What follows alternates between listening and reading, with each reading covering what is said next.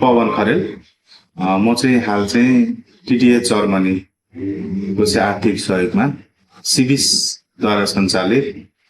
Local to global परियोजनामा चाहिँ युवा प्रहरी संयोजकको रूपमा काम गर्छु।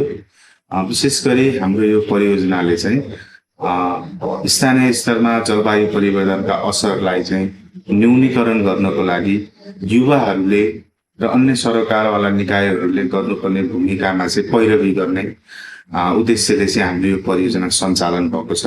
त्यही अन्तर्गत चाहिँ हाम्रो यो धादिङ जिल्लामा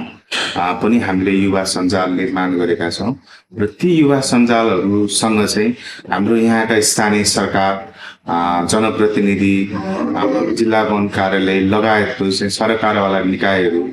बीचमा चाहिँ हामीले जलवायुका चाहिँ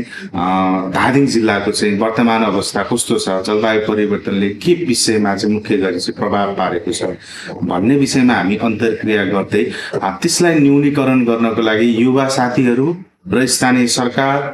अन्य चाहिँ सरकारवाला निकायहरूले कसरी भूमिका खेल्न सक्छ र यो धादिङ जिल्लालाई चाहिँ हरियाली प्रवर्धन गर्ने, जलवायु जोखिम न्यूनीकरणमा चाहिँ टेवा पुर्याउने उद्देश्यले चाहिँ आज हामीले यो अन्तर्क्रिया कार्यक्रमको चाहिँ आयोजना गरेका हौँ।